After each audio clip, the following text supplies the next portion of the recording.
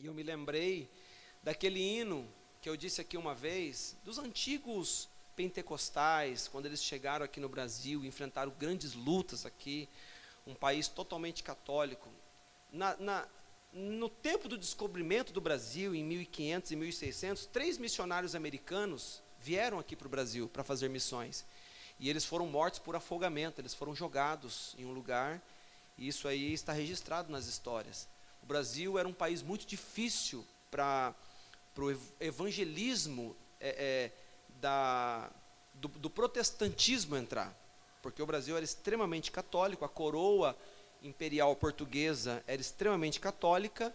Então, esse missionário, eu te contei a história, a filhinha dele morreu, e por ela não ser batizada, crismada, não sei, na igreja católica, ele foi impedido de enterrar a filha dele naquele cemitério. Ele teve que pôr o corpinho da menina num carro e ir para uma outra cidade do interior de Alagoas para poder enterrar a sua filha.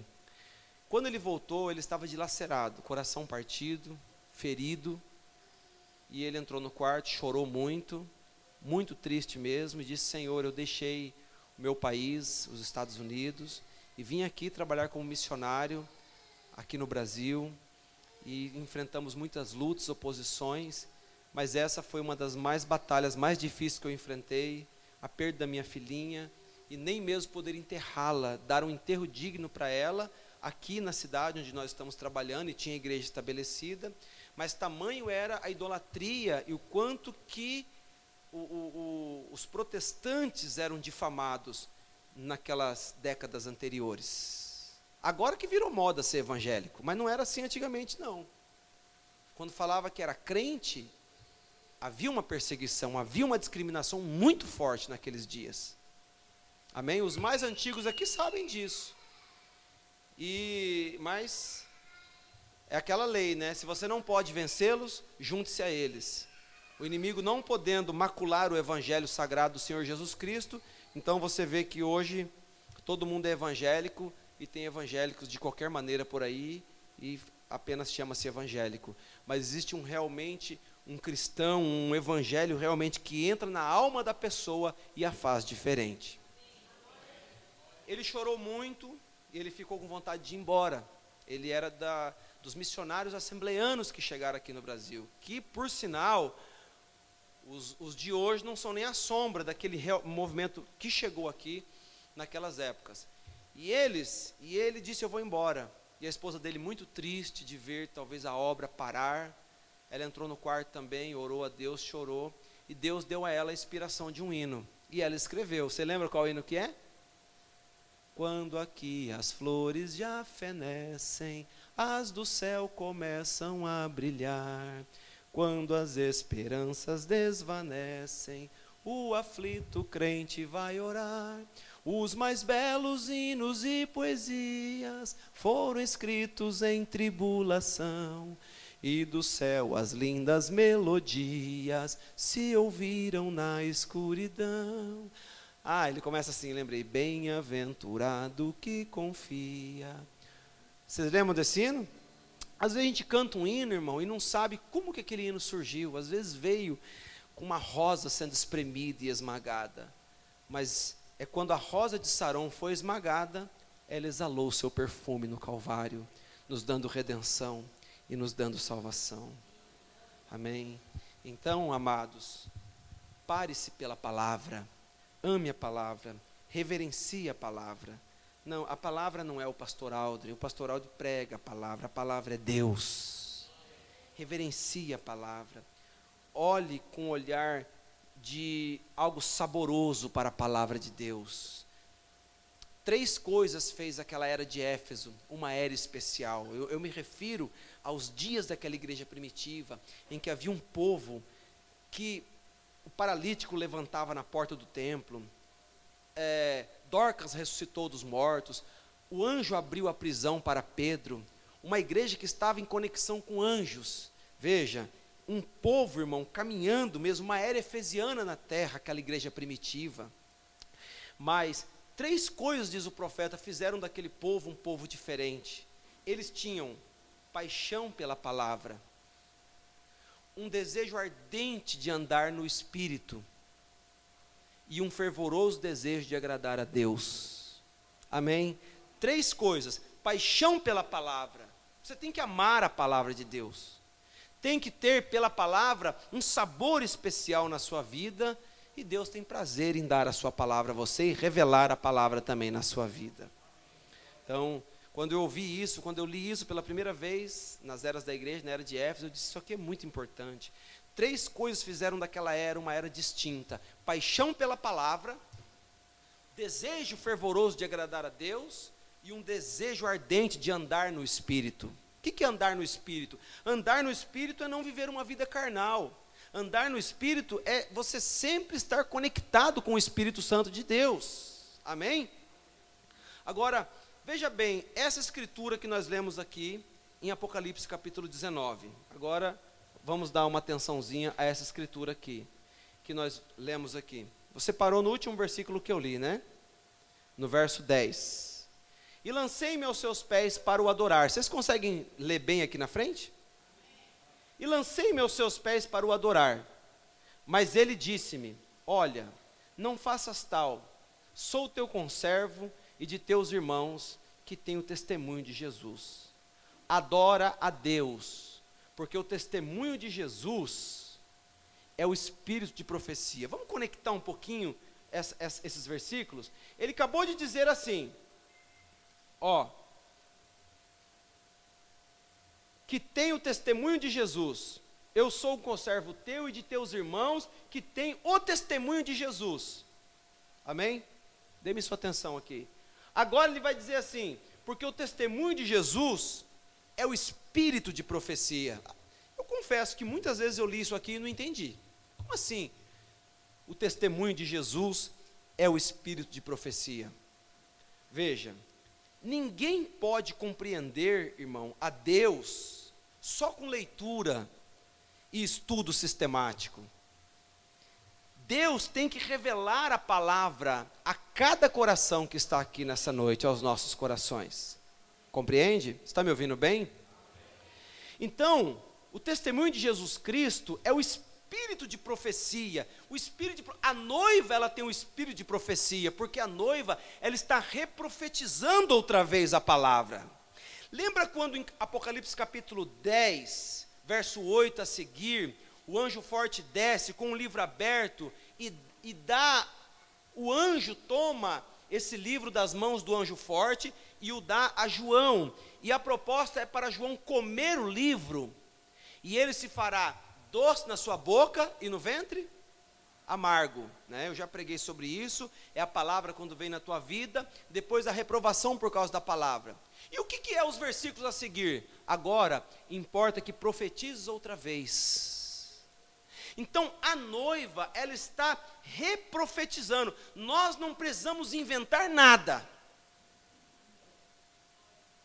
Nós precisamos apenas ficar com o que o Senhor Jesus nos deu e com a palavra que foi revelada e restaurada para esse dia. Amém? O Espírito, o testemunho de Jesus é o espírito de profecia. Aleluias. Então, vou repetir um pouquinho isso aqui. Ninguém pode compreender a mensagem só com leitura e estudo. Precisa da revelação de Deus. Precisa, veja, do espírito de revelação. E aí, irmão, você lembra, eu vou te dar 2 passagens bíblicas aqui. Nos dias do Novo Testamento, havia um gentil que não morava em Jerusalém, não tinha nada a ver com Israel. Estava lá numa cidade gentia. Mas ele tinha o temor de Deus em seu coração e estava em oração. A Bíblia diz que o seu nome era Cornélio, e ele era um oficial da corte romana, o centurião Cornélio. E ele começou a ter uma sede por Deus e buscar o Senhor. Vocês se lembram da passagem de Cornélio no livro de Atos? Quando ele começou a orar e apareceu um anjo para ele em sua oração? E o que o anjo vai revelar a palavra para ele? Não. Se você se lembra da escritura, no livro de Atos, o anjo vai dizer assim: desce a uma cidade litorânea chamada Jope e procura lá na casa de um certo Simão Curtidor, à margem né, uma região litorânea, procura um certo Simão curtidor. Hospedado na casa dele tem um homem chamado Pedro. Chama esse homem aqui, porque ele revelará para você a mensagem do dia e da hora. Amados, a coisa mais difícil que você vai encontrar em toda a Bíblia e na vida, a coisa mais difícil que você vai encontrar a coisa mais difícil é fazer com que um homem creia em outro homem. Porque já fala assim, maldito é o homem que confia no homem. Mas isso é o homem carnal. Não é maldito é o homem que confia no homem de Deus. Elias foi um homem de Deus. Eliseu foi um homem de Deus. Isaías foi um homem de Deus. Jeremias foi um homem de Deus. Amém? Eu não vou ser maldito se eu acreditar no que Paulo pregou. Eu vou ser maldito? Maldito é o homem que confia no homem. Não falou no homem de Deus. Porque eles falavam assim para Jesus: somos filhos de Abraão e seguimos a Moisés. Mas e você? Quem é? Jesus disse assim: Abraão desejou ver o meu dia, e viu, e se alegrou. Moisés falou de mim. Se vocês crescem em Moisés, creriam em mim. Se vocês fossem filhos de Abraão, vocês praticariam as obras de Abraão. No entanto, vós quereis me matar. Se vocês fossem filhos de Abraão, vocês me amariam, porque Abraão desejou ver os meus dias, e viu, e se alegrou. Tu não tens 50 anos, e diz que viste Abraão? Antes que Abraão existisse, eu sou. Amém? Jesus dizia assim: se você não crê em mim pelo que eu sou, crede em mim ao menos por causa das obras que eu faço. Amém? Aleluias. Porque aqui tem um homem, um mensageiro terrestre, veja, um profeta, abrindo escrituras no tempo do fim, interpelado por João na ilha de Pátimos, e João fica tão encantado com esse anjo que o quer adorar. Ele diz: não faças tal, não me traga reprovação, não me adora não, adora a Deus, eu sou teu conservo e de teus irmãos os profetas. Amém? Mas, veja, de teus irmãos que têm o testemunho de Jesus, adora a Deus, porque o testemunho de Jesus é o espírito de profecia. Então, irmãos, precisa ter a revelação de Deus. Você vai encontrar a Bíblia dizendo assim: e Jesus primeiro abriu-lhe as escrituras, depois lhes abriu o entendimento. Você vai encontrar Jesus se alegrando, dizendo: graças te dou, ó Pai, Senhor dos céus e da terra, porque ocultaste essas coisas aos sábios e entendidos e revelaste aos pequeninos. Isaías disse: eles têm olhos, mas não veem, têm boca, mas não falam, eles têm ouvido, mas não escutam. Amém? O mesmo evangelho que Zaqueu, que a mulher do poço de Samaria escutou, os fariseus também escutaram. É verdade ou não é? O mesmo evangelho que Bartimeu, cego, clamando: Jesus, filho de Davi, tem misericórdia de mim, caminhando às cegas, conhecendo a revelação de quem estava passando ali, a mesma mensagem que Bartimeu escutou, os fariseus escutaram também. Amém? Então, irmãos, precisa do espírito de revelação de que essa é a era da águia. Essa é a era da águia. Aleluias. Onde a igreja verdadeira é ungida com esse espírito, porque o testemunho de Jesus é o espírito de profecia. A igreja verdadeira é ungida com o espírito de profecia, porque ela está, irmão Davi, ela está reprofetizando outra vez. Ela não cria nada, ela não inventa nada, ela pega a Bíblia e reproduz novamente. Esse é o espírito verdadeiro de profecia. Amém? Então, veja, onde a igreja verdadeira é ungida com esse espírito, para captar o que deve ser a noiva neste tempo do entardecer. E eu achei isso aqui tremendo, irmãos, porque todo mundo alega saber o que é Jesus, quem é Jesus, mas, diga-me nessa noite, quem está ensinando o que deve ser a noiva? Cadê? Aonde que está o padrão? Fala, não, esse aqui é o padrão.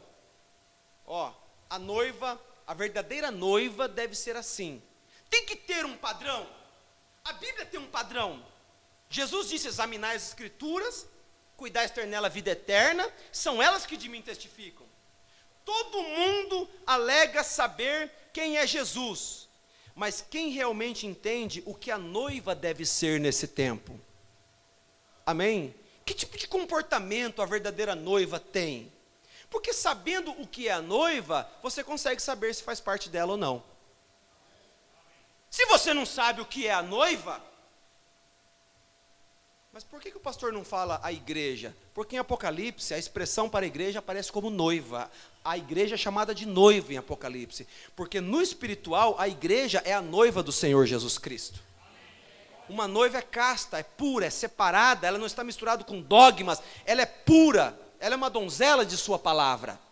Ela não pode estar envolvida com políticas religiosas, com o espírito do nicolaísmo. Ela tem que ser uma donzela de sua palavra para ser assim, senão ela não é noiva. Eu não estou falando de uma mulher que caiu e vai ser redimida. Eu estou falando aqui, na aplicação aqui, é uma noiva casta. Amém? Pura.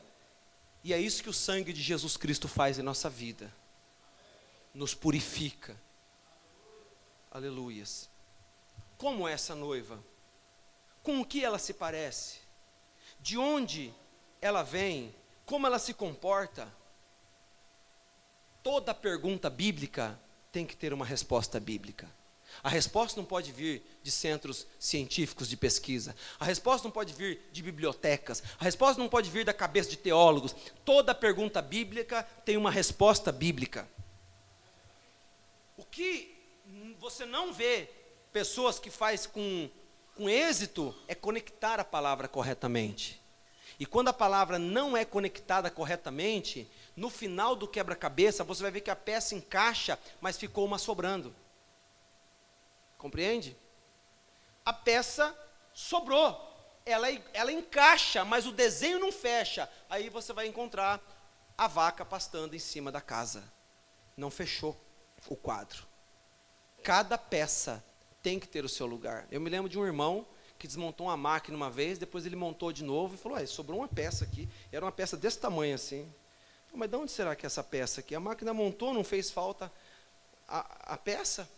Não, toda peça tem o seu lugar. Amém? Assim como você tem o seu lugar em Cristo Jesus. Talvez você já fez isso, eu já fiz isso. Eu desmontei um toca-fita do meu pai uma vez, vocês lembram dos antigos toca-fita? Que você apertava 2 botões assim para gravar? E eu tinha um toca-fitinha desse e colocava perto do rádio. Aí quando ia tocar, adolescente, assim, aquela música que você queria, apertava assim, os 2 botões juntos. Aí ia lá rodando a fita. E gravava uma coisa, gravava outra, gravava até que a fita não prestava mais. Quem que é desse tempo aí das fitas? Olha, só... Uns nem sabem o que é isso, né? As fitinhas aqui. E quando embolava tudo, você enfiava a canetinha e ó... tarde inteira ali mexendo para arrumar. É a fita que eu gosto aqui do menudo. Deus me livre, né? Do dominó. Veja, amados, desmontei e não consegui montar, ficou peça para fora. Mas, onde o pastor Aldrin quer chegar? O 7º selo está revelado nas sombras e nos tipos por toda a Bíblia. Por isso que quando os 7 selos se abriram, o profeta disse, a Bíblia se tornou nova para mim. Isso, para uma pessoa com a mente denominacional, é uma aberração. Fala, como assim a Bíblia se tornou nova? A Bíblia se tornou nova porque você começa a ver coisas na Bíblia que você nunca tinha visto. Escrituras começam a abrir para você, que você passava por ela e não compreendia. Mas a Bíblia começa a se conectar de Gênesis a Apocalipse. Eu já conversei com um teólogo que falou para mim, mas a Bíblia tem contradição. Estudou tanto para falar que a Bíblia se contradiz. A Bíblia se contradiz porque as pessoas não conseguem conectar ela corretamente. Mas isso não é um dever de teólogos, nem de pastores, nem de bispo. A palavra vem aos profetas. Amós 3:7. O Senhor Jeová não fará coisa alguma, sem que antes revele os seus segredos aos seus servos, os profetas. Amém? Então, se não há mais profeta, Deus não está fazendo mais nada. porque Deus não fará coisa alguma sem antes revelar seus segredos aos seus servos profetas. Então Deus sempre, desde Moisés, trabalhou com profetas. Eu quero passar rápido aqui, eu preguei outro dia aqui, eu acho que foi num domingo mesmo, a história de Eliezer. Eliezer, um tipo do mensageiro, Abraão, representando ali na sombra do Antigo Testamento, Deus, mandando Eliezer, lá na Mesopotâmia, trazer uma noiva para Isaac. Lembre-se, ele disse: jure-me, Eliezer, que por nada você fará meu filho ir lá. Vai lá buscar uma noiva para ele. Amém? E jure-me também que não tomarás noiva para o meu filho das filhas dos cananeus, porque tinha que ter um grau de parentesco sanguíneo. Mas ele ia chegar lá na Mesopotâmia e encontrar exatamente a família de Abraão, ou algum parente distante, mas era Deus que estava no assunto, irmão. Porque Abraão disse: eu vou orar, e o anjo que tem me conduzido toda a minha vida, irá contigo e prosperará o teu caminho.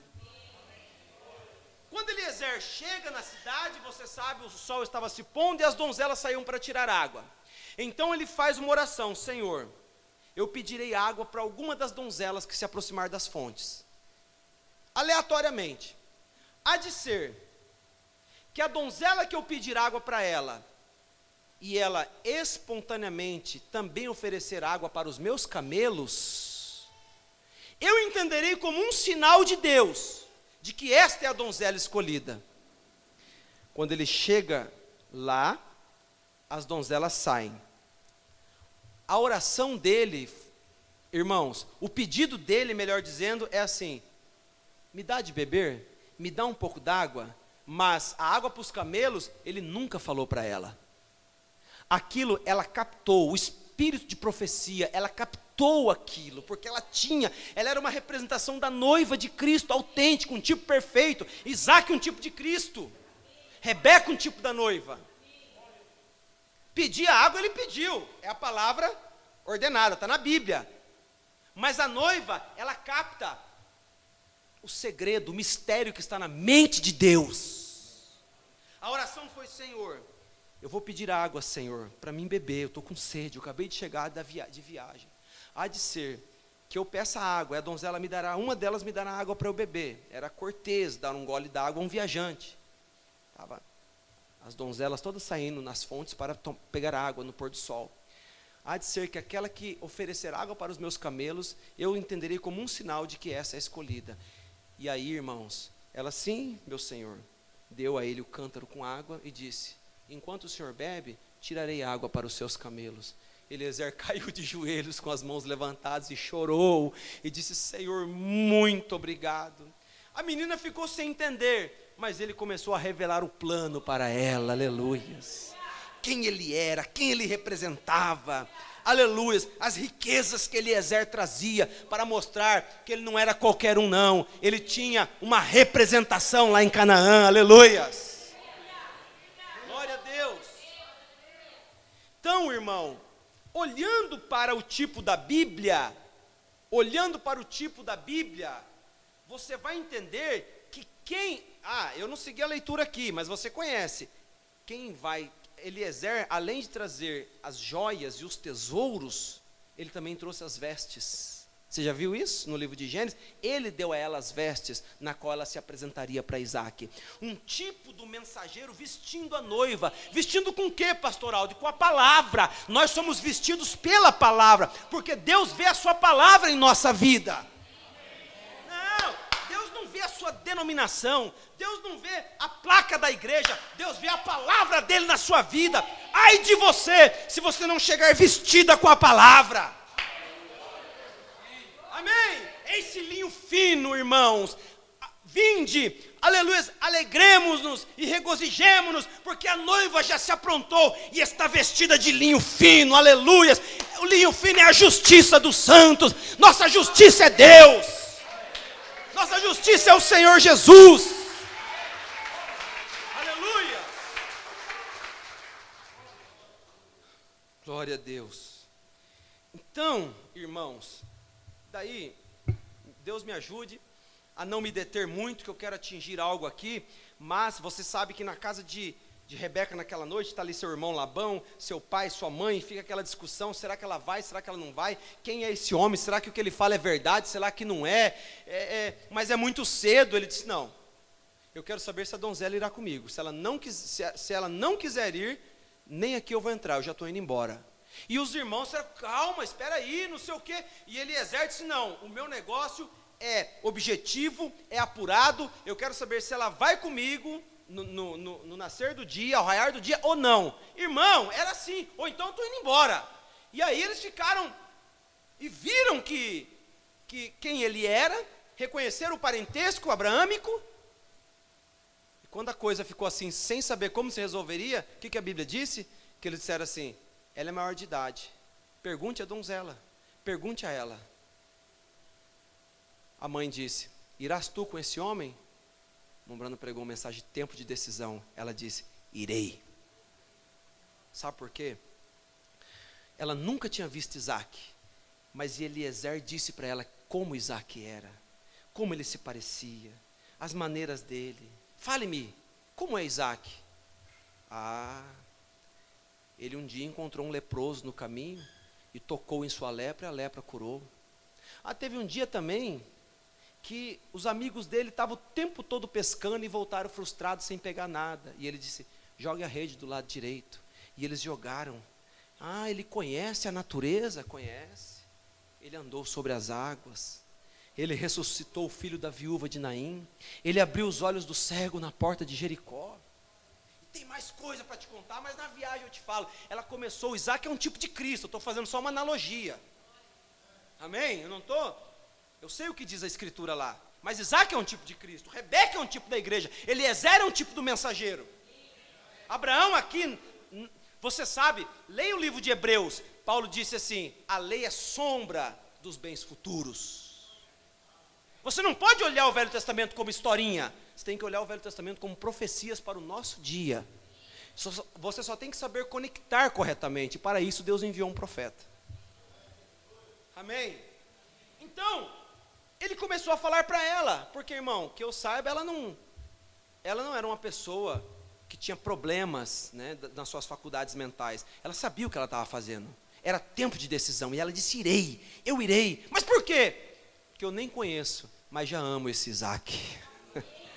Eu também nunca vi Jesus, mas eu amo o Senhor Jesus. Quem que viu Jesus? Você não viu Jesus, mas através das pregações, você aprendeu a amá-lo, aprendeu a respeitá-lo. E você vê Jesus nas pessoas, você vê Jesus nas crianças, você vê Jesus no seu esposo, você vê Jesus na sua esposa, você vê Jesus nos irmãos. Você não verá Jesus, senão no teu próximo. Isaac não vai na Mesopotâmia, Rebeca tem que vir. Jesus não pisa mais nessa terra, nós representamos ele aqui. Por isso que a mulher toma o nome do marido quando se casa, ela é a representação legal dele. Uma vez que você se casa no civil, todo documento que você vai assinar tem que ter a certidão de casamento. Por quê? Porque tudo tem que ser feito junto. Está certo, de acordo com a palavra. Serão ambos uma só carne. Amém? Amém. Aleluias. Então, vamos continuar aqui um pouquinho. A mensagem vem com um poder para abrir o livro da vida, o livro da nossa vida. Rebeca, ela não sabia, mas ela tinha um plano na mente de Deus para a vida dela. Ela se casaria com Isaac, e por Isaac passaria a descendência de uma nação, que daria lugar, lá nas genealogias futuras, ao príncipe da casa de Davi, o Senhor Jesus Cristo. Ela não sabia, mas ela estava inserida no plano. Eu não sabia, estava aí no mundo, tentando fumar, tentando beber, tentando viver uma vida dissoluta, né, atrás de coisa que não presta o tempo todo. Eu não sabia quem eu era, mas a palavra começou a tirar a amnésia da minha vida, e eu fui descobrindo quem eu era e para o que eu fui chamado nesta terra. E por muito tempo eu tentei fazer isso e ser aquilo e andar dessa forma, mas então, veja, a mensagem, ela vem com um poder, o mesmo poder que foi desferido em cima de Rebeca. E quando lhe foi perguntado, parece uma pressão, né, irmãos? Irás tu com esse homem? Irei. Havia um poder de decisão nela. E para decidir tem que ter poder, viu? Para tomar decisão tem que ter poder. Sem poder, ninguém decide nada. Eu já namorava um tempão com a irmã Vivi. Falava assim, você não vai casar não? Aquilo chegava a tremer as pernas. Casamento não é brincadeira? Você não vai casar não? Um dia ela falou para mim, você não vai casar comigo não? Eu falei, opa, eu que vou casar com você? A gente não mostra, mas você tem que ter poder para tomar decisão, porque é uma responsabilidade. Fizemos quantos anos de casamento? 20? 19? 19 anos de casamento. E ela está de parabéns por ter me aguentado até aqui. Não é fácil. Ontem à noite eu tive que pedir desculpa para ela, por causa das minhas grosserias. Às vezes, desse jeito nosso, né? E aí, hoje eu estava conversando com os irmãos sobre essas coisas. Eu falei, casamento é uma escola. Casamento é uma escola. Poder de decisão. Amém? Irás tu com esse homem? Irei. Ai, minha filha, então eu vou arrumar tuas coisas. Está decidida? Tô. Talvez a mãe falou, ai bem, vamos ver se daqui para madrugada ela muda de ideia. Chegou de manhã, ela já tinha tomado o banho dela, arrumado as coisas, falou, vamos embora. Vamos encontrar Isaac, vamos encontrar Jesus Cristo. Tempo de decisão. Então, a mensagem de Eliezer, ela veio com um poder, irmão Ramão, um poder de decisão. E Rebeca, quando ouviu falar de Isaac, ela disse, eu irei. Ô irmão, quando eu estou falando isso, Rebeca é você. Se você é a noiva, se você está em casamento com Cristo Jesus, você é Rebeca. O mensageiro é Eliezer. Ele não mexeu com Rebeca, ele não assobiou para ela, ele não cortejou ela, ele foi respeitoso. Assim como o profeta, ele não veio para paquerar a noiva, ele pregou a mensagem escolhendo uma noiva, mostrando que ele era Eliezer, procurando uma noiva para o Senhor Jesus Cristo. No final do seu ministério, na terceira puxada, as portas se fecharam, as grandes assembleias não chamavam ele mais para pregar, porque quando ele ia para o púlpito, ele pregava a palavra sem luvas. E todo homem que ficar ao lado da palavra será taxado, será discriminado, porque o povo quer bênção, mas o povo não quer a palavra mudando a vida das pessoas. Mas a noiva quer a palavra, porque a semente está na palavra. Aleluia, nós não queremos uma bencinha não, nós queremos a palavra na nossa vida, porque a palavra é a semente que gera Cristo no seu ventre espiritual. Amém? Veja, a verdadeira conversão vem somente quando você recebe a revelação de quem você é. Isso vem, agora é o profeta que diz isso, isso vem como um batismo de fogo na sua alma. Existe um batismo nas águas, que eu passei por ele, você passou por ele, o batismo nas águas. Mas existe um batismo de fogo. Ah, pastor, um dia eu pulei, um dia eu gritei. Tudo isso faz parte, a gente pode se alegrar de tal maneira que você chora. Você se alegra tanto, quando você fica muito feliz, tem gente que chora de felicidade. Eu também já chorei de alegria e também já chorei de tristeza. Mas eu estou falando de um batismo de fogo na alma, quando a palavra é revelada na sua vida, e você descobre quem você é, algo transforma seu ser. O que foi que tirou 7 demônios do corpo de Maria Madalena, e transformou ela numa santa de Deus? Quando todos os discípulos dispersaram, ela estava aos pés da cruz, junto com Maria, mãe de Jesus. Uma prostituta vil, pecaminosa, uma mulher que os homens passavam, e aqueles que eram casados e andavam com ela, até disfarçava, cortava a volta. Veja, ela tinha 7 demônios. Espírito de destruição, espírito de sujeira, espírito de baixaria, espírito de fornicação, destruição de vida, destruição de lares. Mas uma vez que ela encontrou com a palavra, pegaram ela pelos cabelos e jogaram na frente da palavra, disse assim, ó, a lei manda que seja apedrejada, e tu o que dizes? E a Bíblia diz que Jesus estava de cabeça baixa e com seu dedo desenhava, escrevia alguma coisa no chão. A Bíblia não diz o que ele escreveu, ele desenhava assim. Ele estava no templo, ali tinha um contrapiso, ele escrevia no pó que estava no chão do piso. E tu o que dizes? Perguntaram pela segunda vez. A Bíblia diz que Jesus apagou o que ele escreveu, ficou de pé e disse: atire a primeira pedra então. Quem dentre vós está sem pecado? O mais velho e o da frente, que já estava com uma melancia de uma pedra na mão para atacar na jovem. Atire a primeira pedra quem está sem pecado. Jogou a pedra no chão. Um fariseu religioso mostrou que ele não tinha moral para apedrejar uma prostituta. Jogou a pedra. Pastor, e se ele tentasse ser hipócrita e quisesse dar uma de santarrão e atirasse pedra nela a si mesmo? Irmão, ele estava de frente da palavra. De frente da palavra a pessoa treme. Amém? Não é de frente do pastor Aldri, não. É de frente da palavra. A pessoa pensa duas vezes, porque a palavra fulminou Ananias e Safira quando brincaram com Pedro. Não foi? A palavra olhou para eles: então atire a primeira pedra. Quem dentre vós está sem pecado? Jogaram as pedras no chão. Mulher, onde estão os teus acusadores? Não sei, Senhor. Ninguém te condenou? Não, Senhor. Também eu não te condeno. Quando ela ficou de pé, ela olhou para Jesus. Jesus era um jovem de 33 anos. Eu penso que Jesus era formoso. As pessoas falam: mas ele não tinha parecer nem formosura. Podia ser sem parecer nem formosura. Para mim sempre ele vai ser lindo, Senhor Jesus. Afaste Jesus. Quando ela olhou nos olhos, ela era uma mulher e ele era um homem de 33 anos. Só que quando ele olhou nos olhos dela, ele olhou para ela com um amor tão grande, tão profundo. Ela nunca tinha sentido um amor como esse. Porque ele não a amou por ela ser um pedaço de carne para satisfazer os homens. Ele amou a alma dela, aleluias.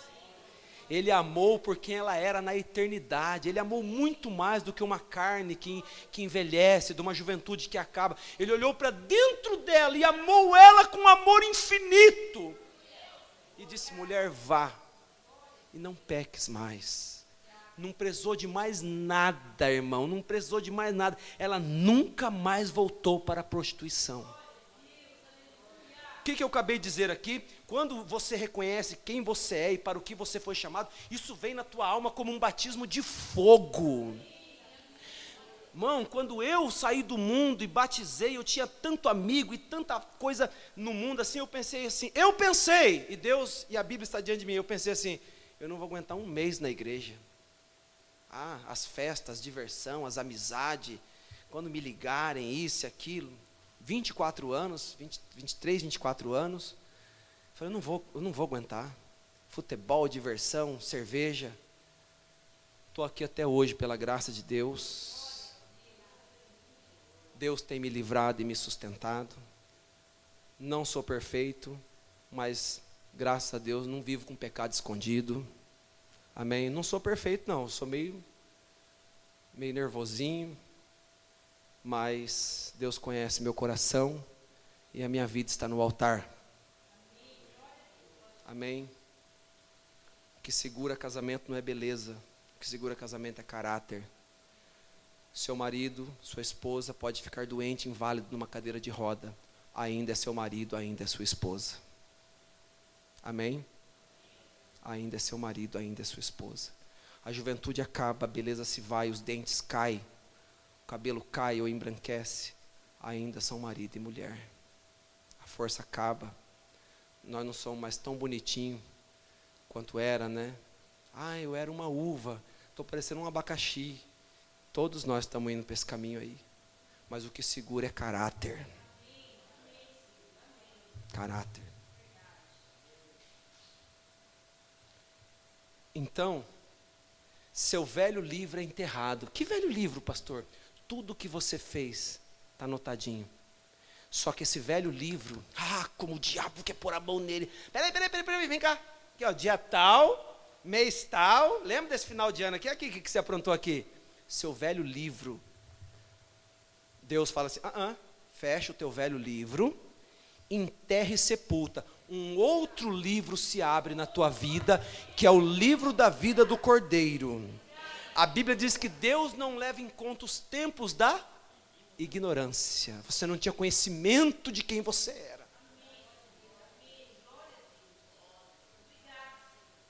Por isso que Jesus disse, se não credes que eu sou, morrereis em vossos pecados. Porque a condenação é esta, que a luz veio ao mundo, e os homens amaram mais as trevas do que a luz. Amém? Então, o seu velho livro é enterrado e sepultado. Um livro falso. O diabo fala assim, aqui, o que você fez aqui? Você fala, não, Satanás, esse aí morreu. Eu hoje sou uma nova criatura em Cristo Jesus. Vivo não mais eu, mas agora Cristo vive em mim. Glória a Deus! Oh, glórias!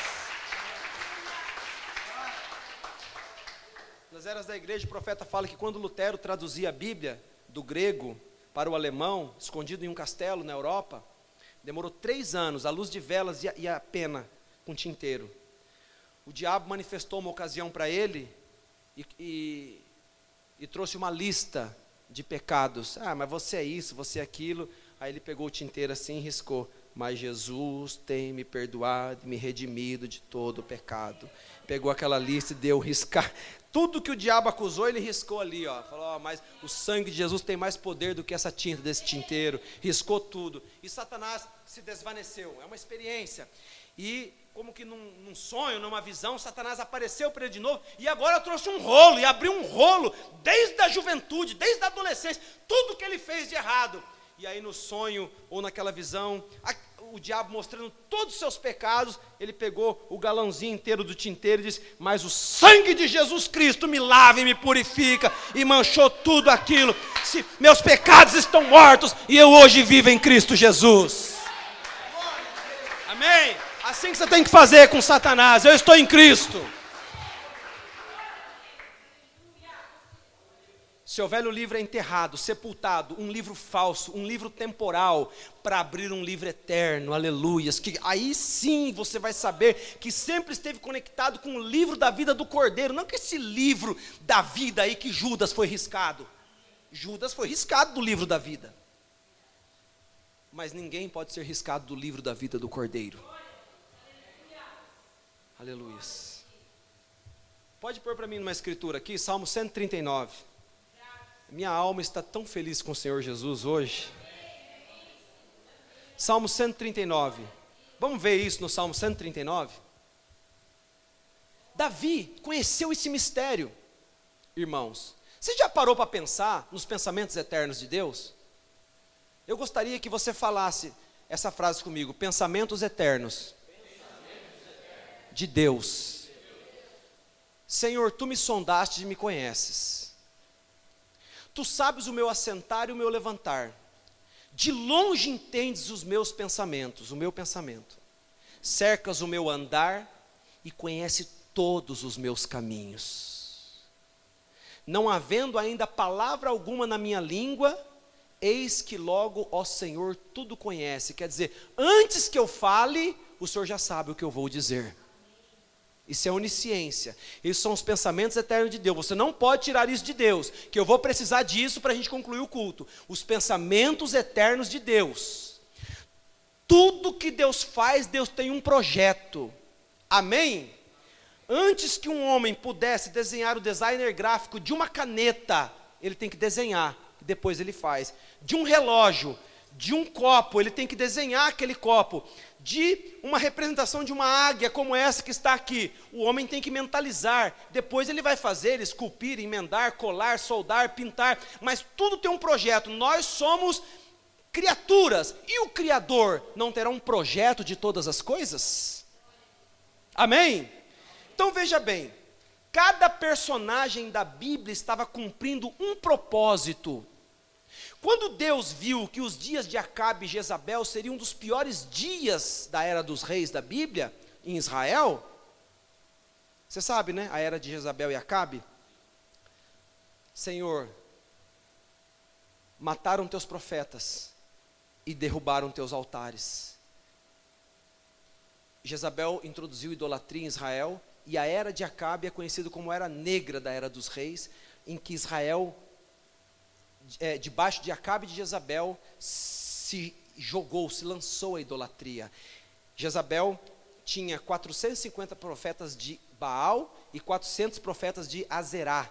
Eram deuses pagãos, porque Acabe casou com a filha de um sacerdote edomita chamado Jezabel, e ela introduziu em Israel o culto a Baal, e como a coisa vinha lá da presidência, lá do palácio, então mandou fechar os templos, perseguir os profetas. Foi um dos dias mais terríveis. Deus se irou tanto, irmãos, que através do profeta Elias cerraria o céu por 3 anos e meio sem chover na terra. Foi um caos, uma quebradeira econômica, porque Deus estava aborrecido com a situação idólatra que o povo dele tinha sido jogado através de Acabe de Jezabel. Você já pensou que nessa época mais terrível da história de Israel, se levanta um dos maiores profetas que a Bíblia menciona, o profeta Elias? O homem que vai desafiar no Monte Carmelo os profetas de Baal e vai levar o povo a dizer: só o Senhor é Deus, só o Senhor é Deus, e vai orar do céu e vai descer fogo para queimar os profetas de Baal? E vai desafiar e vai dizer: vamos fazer um altar aqui, e há de ser que o Deus que responder com fogo, esse é o verdadeiro Deus. E os profetas de Baal vão clamar até o meio-dia, e Baal não fala nada. Mas ao meio-dia, Elias mandou jogar água sobre o holocausto, e cavou um sulco ao redor, e a água encheu, e Elias fez uma oração, e o fogo desceu do céu, queimou o holocausto. Aleluias, amém. E Elias disse: irmãos, se Baal é Deus, seguiu. Se Jeová, seguiu. Porque só o Senhor é Deus. E jogaram os profetas de Baal para baixo. Então Elias foi um profeta que desafiava. Amém? Glória a Deus. Então, veja bem, no dia mais terrível, Deus tinha projetado um homem segundo o seu próprio desenho, que era o profeta Elias. E Deus se agradaria tanto daquele ministério que repetiria a unção de Elias na vida de Eliseu, repetiria a unção de Elias na vida de João Batista, repetiria a unção de Elias no mensageiro, no profeta de Malaquias 4, do tempo do fim, William Branham, e em Apocalipse capítulo 11, mais uma vez Elias vai voltar na terra. De tanto que Deus se agradou do ministério do profeta Elias, da unção que estava sobre ele. Você acha que essas coisas são aleatórias? Não, senhores. Deus tem um projeto.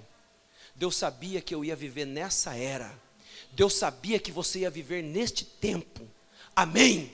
Oh, irmãos, pegue um vasinho com terra e jogue água nele todos os dias, tá? Coloca um pouquinho de adubo e você vai, aí cresce algumas graminhas, uns matinhos, e alguém fala: o que você está plantando? Eu plantei um milho aqui. Não, eu estou esperando que nasça milho.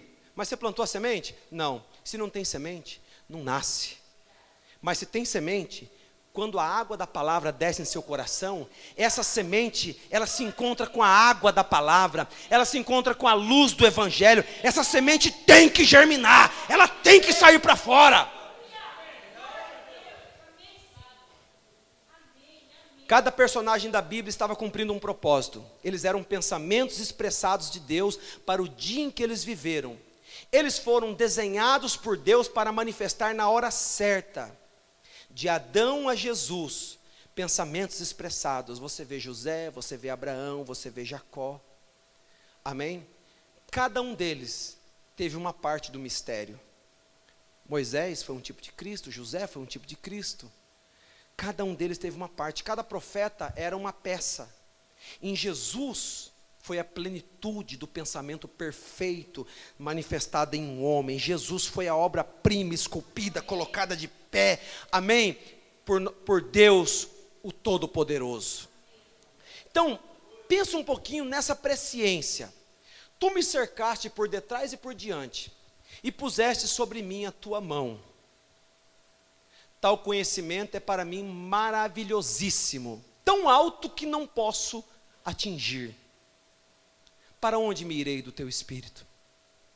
Para onde fugirei da tua face? Se subir ao céu, lá tu estás. Se no inferno fizer a minha cama, eis que tu ali estás também.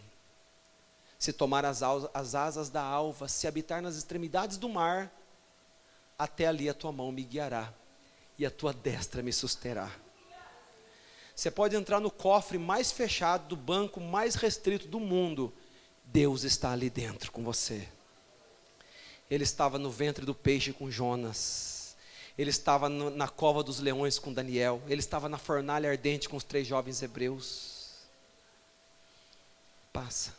Se disser, de certo que as trevas me encobrirão, então a noite será luz à roda de mim. Nem ainda as trevas me encobrem de ti. Mas a noite resplandece como o dia. As trevas e a luz são para ti a mesma coisa. Pois possuíste as minhas entranhas. Cobriste-me no ventre de minha mãe. Deixa aqui.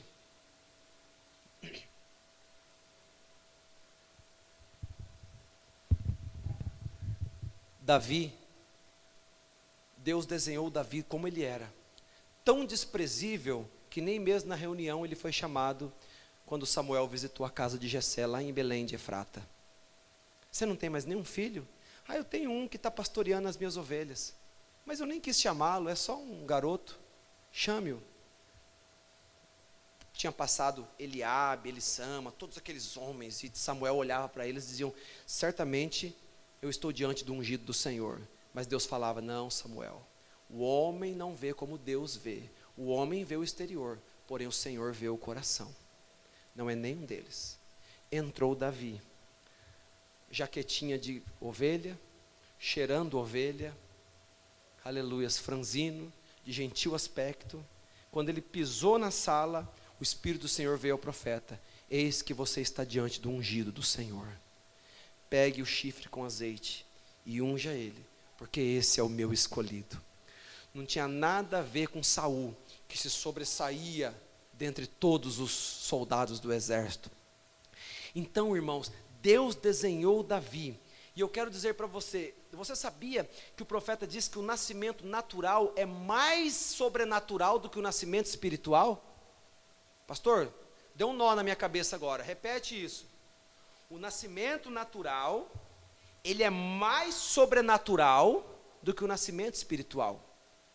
Porque o nascimento natural, eu vou usar assim um linguajar meio científico, nós estamos numa audiência mista. Como que é um nascimento natural? Milhões e milhões e milhões e milhões e milhares e milhares e milhares de sementes. Cada uma delas, de um pai saudável, pode trazer uma vida. Irmão, para você escolher um no meio daqueles milhões ali, tem que ser um olho milimétrico, que possa olhar e encontrar você no meio daqueles milhares. Põe o versículo anterior. Pois possuíste as minhas entranhas, cobriste-me no ventre de minha mãe. Passa. Eu te louvarei porque de um modo assombroso e tão maravilhoso fui feito. Maravilhosas são as tuas obras e minha alma sabe muito bem. Os meus ossos não te foram encobertos, quer dizer, o Senhor estava me vendo. Quando no oculto fui feito, quando ele foi gerado ali, quando você não era nada, um embrião invisível, no oculto, ninguém vê, Deus te viu. E viu a cor dos seus olhos, dos seus cabelos, a sua altura, viu como você seria, ele viu a tua personalidade. É por isso que pessoas que não gostam de si mesmo são frustradas. Você, irmão, tem que aprender a se conformar como Deus te fez, com as suas limitações, com o seu emocional, com o seu fenótipo físico, o jeito que Deus fez, e não querer ficar se mudando. Você tem que ser feliz da maneira que Deus te fez, porque Deus nos fez como Ele desejou fazer. Por isso que tudo que você faz, você tem que cuidar dessas coisas, a maneira como você se veste, tudo isso, amém? Deus me escolheu do jeito que eu sou, Deus te escolheu do jeito que você é. Uma pessoa pode colocar uma lente no seu olho e mudar de cor. Você vai olhar para aquilo e vai parecer estranho, porque não é natural. Amém? É diferente de cair um dente e você pôr uma prótese. Amém? O irmão Brana, ele usava uma peruca, porque o seu cabelo caiu e ele sentia muita friagem na cabeça. Veja, mas seja feliz como Deus te fez. O marido, ele tem que entender a não ficar cobrando de sua esposa que ela seja como uma dessas atrizes da Globo, que não geram, que não vão para frente de um fogão, que não criam filhos, que são projetadas para produzir prostituição em rede nacional. Ali, toda empinada daquela forma, com aquelas roupas grudadas, coladas, aquela coisa mais indecorosa, só para produzir adultério e pensamentos malignos dentro da casa. Mas uma verdadeira mãe, a vida vai marcando ela pela luta, pelo sofrimento, pelo amor e carinho, a dedicação ao marido, aos filhos, ao lar, ela se desgasta naturalmente. Jesus amou tanto isso que chegou a dizer assim: a mulher salvar-se-á dando à luz filhos. Não é que a mulher tem que gerar filhos para ser salva, mas é que isso é tão nobre. Jesus estava dizendo que a posição de uma mulher é tão nobre, irmãos. E gerar vai desfigurando o corpo, ela está amamentando, ela está gerando, ela está dando a força, a vida que ela tem. Aí se é um homem carnal, quando chega um ponto da vida, ele quer trocar ela por uma novinha. Tudo em pezinho ali. Mas veja, então observe, e vice-versa, a mulher e o marido também, porque todo dia ela vê o marido sujo, vê o marido nas suas horas difíceis, mas o bonecão lá no serviço está sempre arrumado, né? Seu marido nunca falou que você é tão bonita. Não. Chega, faz assim com os olhos. Ah, mas se eu tivesse uma mulher, uma esposa como você, é mesmo? Chega lá em casa, o marido dela está com a cabeça quente, conta para pagar, está para cortar energia, e a criança está com a fralda carregada, e não sei o quê, e aquela luta. E o bonitão lá, está lá assim: bom dia. Aprenda a dar valor nas pessoas que sofrem e lutam por você. Amém? Os meus ossos não te foram encobertos quando no oculto fui feito e entretecido nas profundezas da terra. Você sabia? Oh, meu Deus do céu. Mas pastor, como assim entretecido nas profundezas da terra? Vem cá, o que você come? Eu como a carne. E da onde que vem a carne? Vem da vaca. E o que a vaca come? O capim. E da onde vem o capim? Vem da terra. Ah, não, mas eu como ovo. Mas o que a galinha come? Ah, o milho. E da onde que o milho vem? Vem da terra. Veja, o primeiro reino é o reino mineral. O reino mineral é puxado para cima pelo reino vegetal. O reino animal, que é a vaca, vem e come o reino vegetal e sobe um degrau mais. Veio do mineral para o vegetal, para o animal, e depois vem para o reino humano. Você vê que os reinos vêm subindo, e do reino humano sobe para o reino celestial. Você vê que vem subindo. Você vive de substâncias mortas. Se você come um alface, eu duvido você comer um alface que foi colhido semana passada. Está murcho, podre, ruim. Você se alimenta de substâncias mortas. Você come a vaca teve que a carne, a vaca teve que morrer. Você come o frango teve que morrer. Ah, não, eu como arroz. Tem uma vida na natureza. Corta o pendão do arroz e joga na terra, ele não seca? Tem uma vida, a vida da natureza. Você teve que cortar o feijão. Tudo que você come é substâncias mortas. Algo tem que morrer para que algo possa viver. Você não come pedra. Você não come pedra. E frita o ovo reclamando ainda. Você tem ovo hoje? E o ovo, miserável, eu estou aqui nessa banha quente aqui, ó, me pelando aqui para você me comer e viver um pouco mais, você está reclamando de mim? Era para ser um pintinho aqui lá um dia, era para ser uma vida. Cadê aquele pintinho lá? Você comeu quando era ovo ainda, não pode ver um ovo? Algo tem que morrer para que algo possa viver. Jesus teve que morrer para que você pudesse viver. Você sabia, filha, que sua mãe vai morrendo para que você possa viver? Filho, os pais vão morrendo para que os filhos possam viver. E os pais, se for possível, eles dão a vida pelos seus filhos. Algo tem que morrer para que algo possa viver. E vai vindo lá de baixo. Então, veja, entretecido nas profundezas da terra. Porque se você morrer e cair ali na rua, como é que chama essa rua aí? Ximenes. Adriano Ximenes, se você cair nessa rua aí, é terra, não é asfalto, e ninguém te levar para o cemitério e você ficar ali, o que acontece com você? Você fica só a roupa ali e o esqueleto. Para onde? O esqueleto, com o passar dos anos, muitas centenas de anos, o esqueleto vai sumir também. Ao ar livre ele vai desintegrar, ele vai desaparecer, mesmo que aves de rapina não comam. Para onde que vai tudo que você é, volta para o pó de onde veio, porque você é composto de 16 elementos químicos, você é um pouquinho de potássio, de ferro, de cálcio, só isso. A diferença é que você tem uma alma, você tem uma vida dentro de você, mas tudo que você come, tudo que você absorve, o cálcio, o ferro, o potássio, tudo vem da terra. Então veja, entretecido nas profundezas da terra, a tua vida veio lá da terra, passou pelo reino mineral, pelo reino vegetal, pelo reino animal e veio para o reino humano. Então, o Espírito Santo desce e você canta: Espírito de Deus mova, consuma a minha vida. Então o Espírito Santo desce e se alimenta de uma vida cristã e sobe você um degrau mais acima.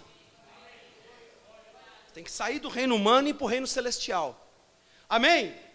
Passa, por favor. Teus olhos viram meu corpo ainda informe, quer dizer, sem forma. Sem forma. Amém? Eu tenho 5 minutinhos ainda. Já vou terminar. Teus olhos viram o meu corpo ainda informe.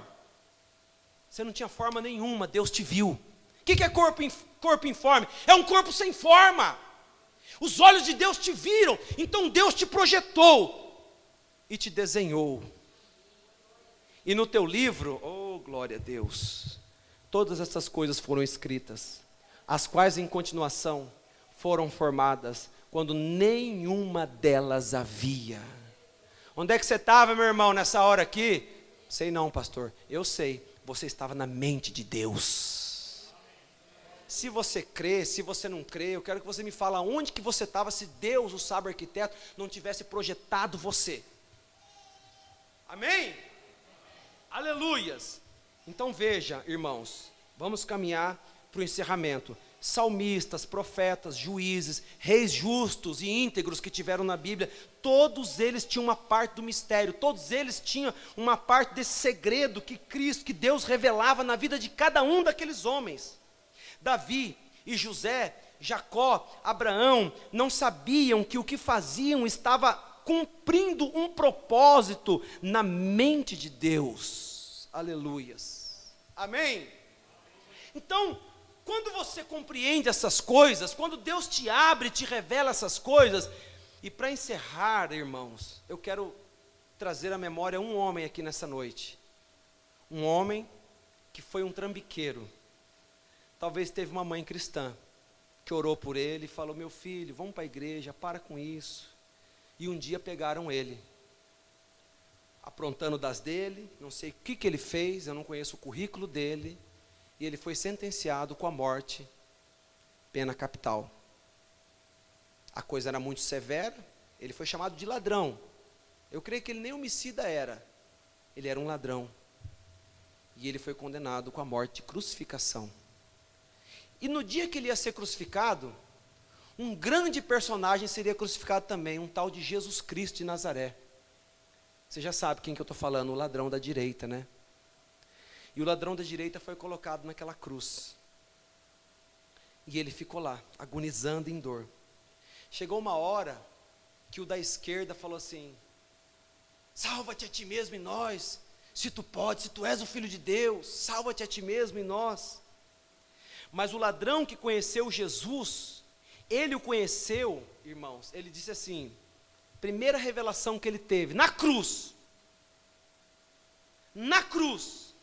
olha a revelação que muito crente não tem, olha a revelação que ele teve na cruz, e eu estou me referindo a Lucas 23:40, pode pôr aqui, se quiser, mas não precisa nem abrir a Bíblia, fica com essa concentração aí, veja, ele disse assim, a primeira revelação dele foi, ele disse para o que estava do lado de lá, não temes tu a Deus? Como é que ele sabia que era Deus que estava ali crucificado do lado dele? Irmão, quando Jesus operava milagres, ressuscitava os mortos, curava os leprosos, abriu o olho do cego, não creram nele? Vão crer agora? Chutado, cuspido, rejeitado, nu, derrotado naquela cruz.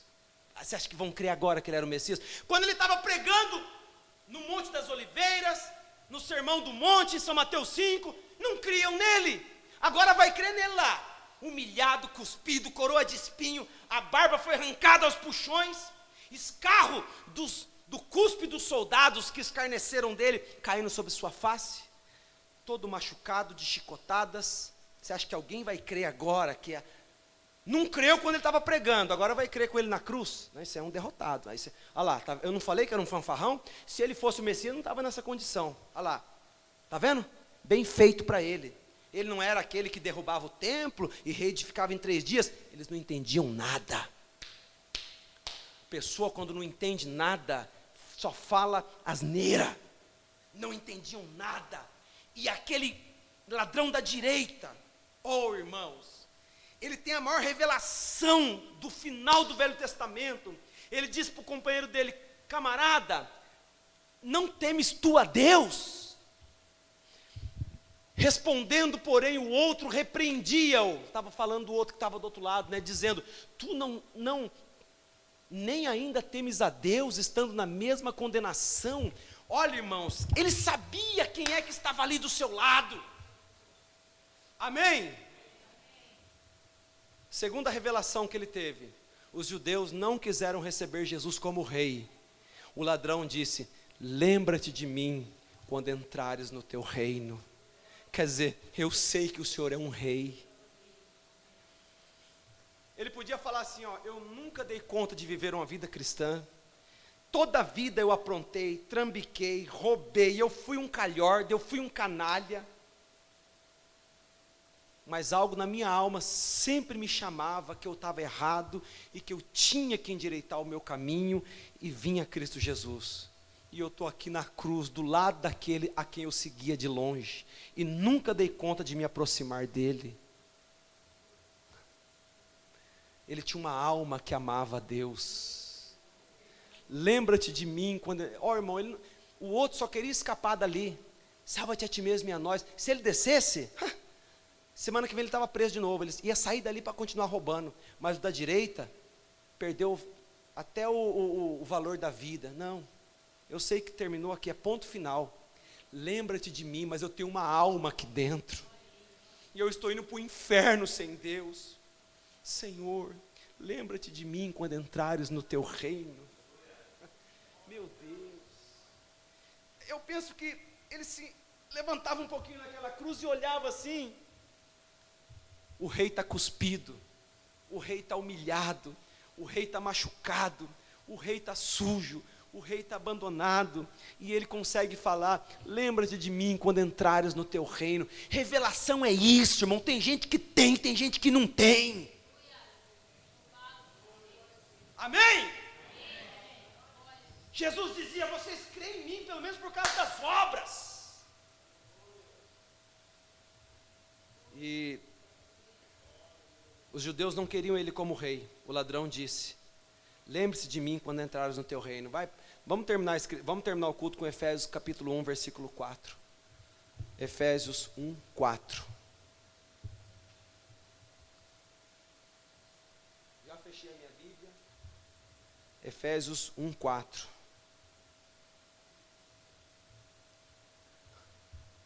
Como também... sim, eu queria conectar esse versículo com o que eu estava falando, quando eu estava meditando sobre isso aqui, porque eu queria dizer isso para você. Sabe o que aquele ladrão teve? Revelação. Eu não estou falando daquela revelação de fila de oração. Eu estou falando da revelação de quem é Jesus Cristo. Eu estou falando da revelação da palavra do dia e da hora. Ele sabia que ali não era Moisés, não era Abraão, ali era Jesus. Ali era o Messias. Mas para isso você tem que ser eleito nele, antes da fundação do mundo. E não adianta que você não faz isso por dinheiro, você não faz isso por escola, você não faz isso por estudar sistematicamente alguma coisa, por seminários. Você tem que ser eleito nele. Mas pastor, como é que eu sei se eu tenho essa eleição? Vê se tem um ardor na tua alma pela palavra. Vê se mesmo com todas as tuas falhas você fala: não, eu creio que essa é a mensagem do dia e da hora. Não, irmãos, aleluia, eu creio, Senhor. Como também nos elegeu nele, antes da fundação do mundo. Então é só isso, meu irmão. Só tem que ter isso aqui, ó. Você tem que ter sido eleito nele. Se você não foi eleito nele, não tem isso. Se você foi eleito nele, quando você ouve a palavra, aquilo vai lá na tua alma. Vai lá na tua alma. Amém? Glória a Deus. Glória a Deus. O irmão Branham nunca disse, eu sou Malaquias 4, eu sou Apocalipse 10, 7. É feio um homem falar, eu sou essa escritura, eu sou isso aqui. A vida do homem tem que se identificar com a palavra. Aí é bonito. Quando o homem fica falando, eu sou isso, eu sou aquilo. Não, senhores, a tua vida tem que se identificar com aquilo que você diz ser. A vida dele identificou com Malaquias 4. Eis que vos envio o profeta Elias, antes que venha o grande e terrível dia do Senhor. Segundo Malaquias 4, esse profeta Elias faria duas coisas. Segundo Malaquias 4, ele converteria o coração dos pais, dos filhos aos pais, a fé dos pais. Os filhos somos nós, os pais é Pentecostes. Amém? Segundo Apocalipse 10, 7, ele revelaria os segredos, os mistérios que estavam selados para o tempo do fim. O qual eu estudei com vocês aqui, que Daniel quis entender, e o anjo disse, não, Daniel, isso é para outro tempo. Sela as palavras do livro, e encerra o livro, porque isso é para o final dos tempos. Mas nos dias da voz do sétimo anjo, quando ele tocar a sua trombeta, os mistérios de Deus serão abertos e revelados. Que mistério? O mistério de quem você é, da era da águia, da era do arrebatamento. Noiva do Senhor Jesus, eu espero que essa palavra entre na sua alma e apronte o seu coração e produza fé de arrebatamento, porque é isso que produz fé de arrebatamento, é você se identificar com a palavra, saber quem você é e saber que Deus te escolheu, te projetou e te desenhou. Não ajude a Deus não, deixa Deus ajudar você. Amém? Não precisa ajudar Deus não, deixa Deus ajudar você, deixa Deus desenhar você, deixa Deus projetar você como você é, aleluia, e Deus te levará até esse arrebatamento. Deus te abençoe, no nome de Jesus Cristo, seja feliz por ter sido eleito nele, antes da fundação do mundo, para a glória do seu nome, aleluias. Não há Deus como o nosso Deus, o Deus de Abraão, de Isaque e de Jacó. Vamos voltar para nossas casas com esse hino em nosso coração. Não há Deus como o nosso Deus, aleluias, aleluias. Somente um coração. Como é que ele começa? Eu sei que enquanto eu canto aqui, anjos podem me ouvir, e da curvatura da terra atentos tentam desvendar meus sentimentos. Meu amor sem fim por Elohim,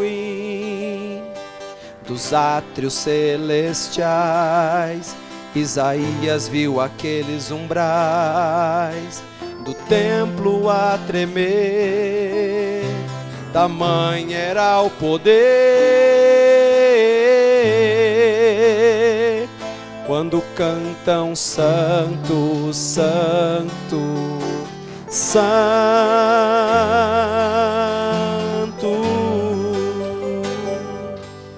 Mas Deus esperou tanto, tanto, tanto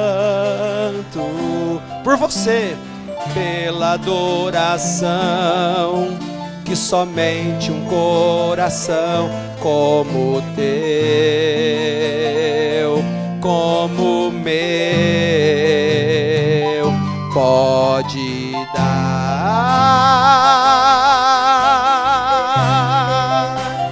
Não há Deus como Senhor, o Deus de Abraão, Isaque, Jacó. Escrevam nas estrelas, proclamem no universo, só o grande eu sou é Deus, e quem seu amor conheceu, o louvará para sempre.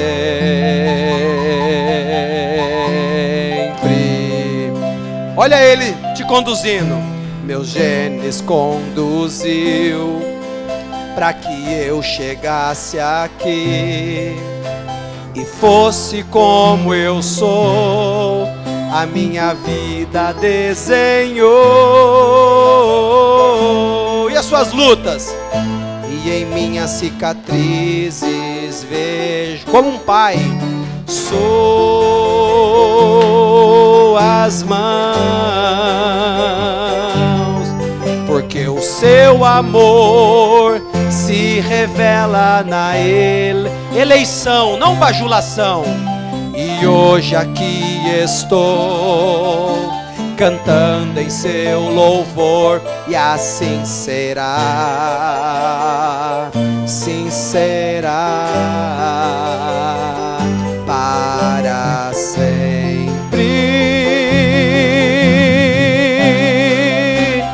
Não há Deus como, oh glória a Deus, o Deus de Abraão, Isaque, Jacó. Escrevam nas estrelas, proclamem no só o grande eu sou. E quem seu amor conheceu, o louvará para sempre.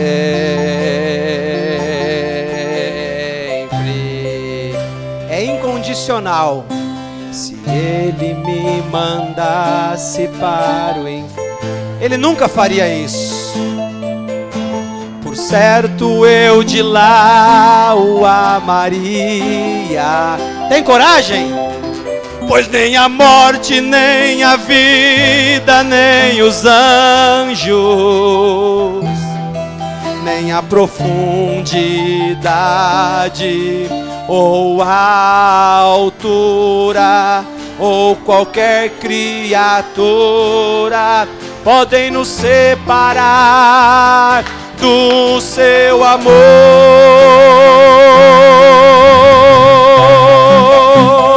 Não há Deus como Senhor, o Deus de Abraão, Isaque, Jacó.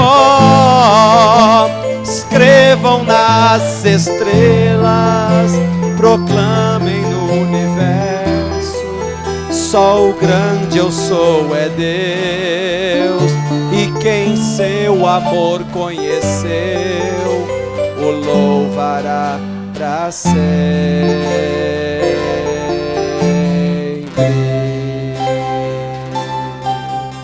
Amém. Deus abençoe. Eu vou dar a bênção final. Se alguém precisar receber oração, pode vir aqui na frente, eu estarei orando aqui. Se alguém desejar, está com a dor ou com um problema, pode vir aqui. Eu senti de orar hoje por quem desejar receber oração com imposição de mãos. A graça de nosso Senhor Jesus Cristo, a comunhão do Espírito Santo, seja com os vossos corações. Deus os abençoe, no nome do Senhor Jesus.